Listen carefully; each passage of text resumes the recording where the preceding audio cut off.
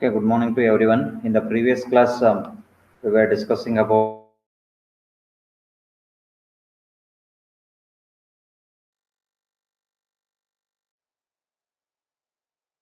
the egg-shaped sewers, the diameter of the sewer by assuming the velocity as a 0.75 meter per second. Sorry, zero point 0.9 meter per second.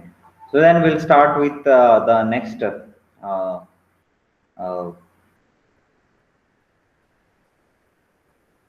description of construction of sewers. Uh, so when you start with the construction of sewers, um, so whatever the classification of the types of sewers with, it can be classified with respect to the materials of construction. If you want to classify what kind of sewers, it is based on the type of materials what we'll use in the construction of the sewers. Sometimes the sewers are made up of asbestos cement. Sometimes it is made up of bricks. Sometimes it is made up of the cast iron. Sometimes it is made up of cement concrete. Sometimes it is iron sewers and stoneware sewers. But most of the time we'll use this whatever the cement concrete or is the most commonly used, and it is economical also. So then, what are the good requirements of a good sewer? First one is very important, that is cost.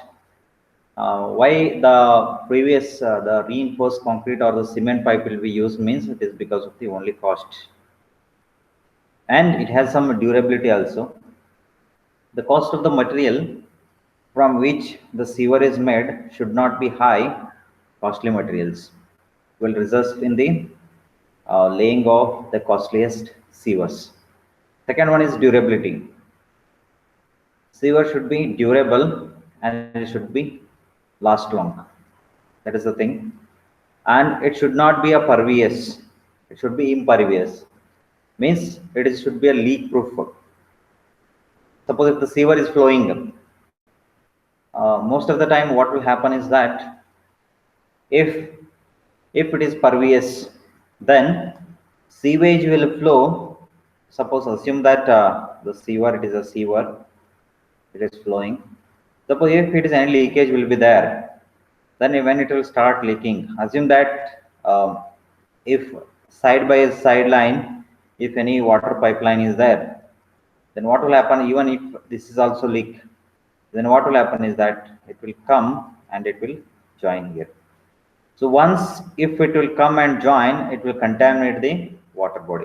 That is one thing. Sometime it will contaminate the soil also. It will contaminate the soil also. So you should be very careful when we are taking the impervious property. So that is why. So which material type of which holds all these properties will be a best suitable for the um, choosing of any of the sewer material.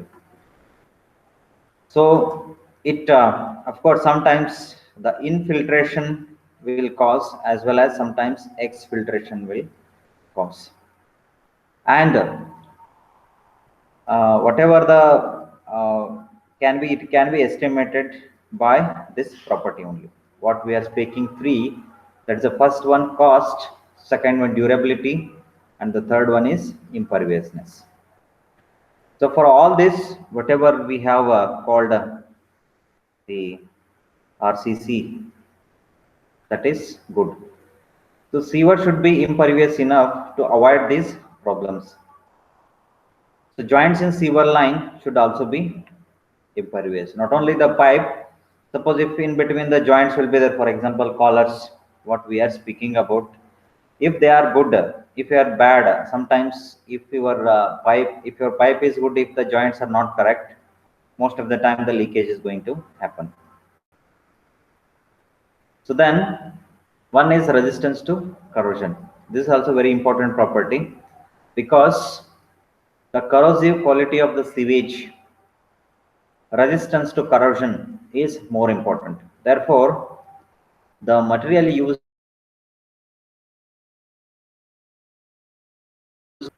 and it should be resistance to the abrasion. What we are talking about the abrasion, it should be resistance to the abrasion. Since the sewage contains sand and grit particles, when flowing in a high velocity, the erosion of sewer material may take place. Therefore, the materials of sewer should be more resistance to abrasion.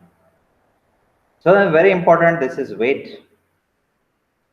Sometimes it's a typical property. Uh, if the weight is very high, especially we'll go with what we can call RCC, reinforced concrete cement, or mostly cement. But when you are selecting this, is one big disadvantage of the weight. Weight has to be considered in terms of laying of the pipe. Sometimes one is during handling and transportation as well as in the laying, if you are using this, then it is very difficult to um, consider this property. But however, some systematic establishment the people have made to transport it, to handle it. Now it may not be any problem. So cranes have come. With the help of the cranes, they will lift it. With the help of the crane, they will lay it also. Then very important strength. The sewers are most laid underground, so they are therefore subjected to heavy external loads. That's very important. Also, in soft soils, there is a chances of depressing what of the sewer at some points. This is very important. Therefore, they are subjected to heavy external loads. So, if all these properties, if you are seeing in one in another hand, so RCC and the cement pipes are more suitable for sewers.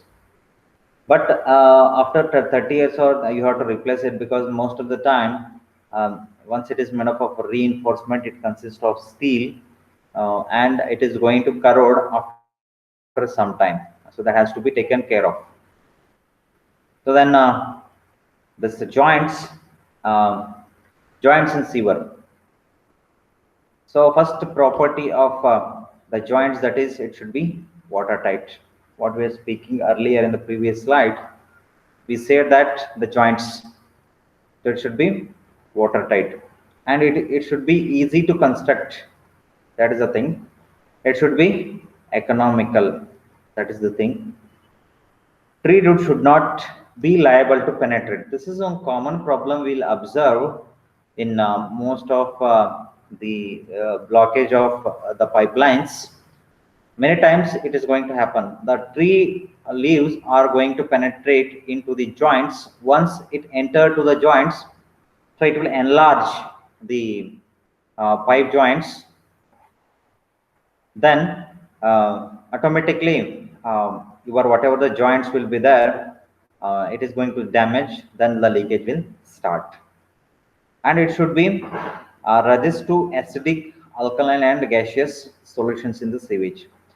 So what I am targeting this is that your sewage not only consists of this water and the sewage. Most of the time, it consists of hydrogen sulfide and sometimes carbon dioxide. So when this combining with your water, so normally this will form the acids. So that is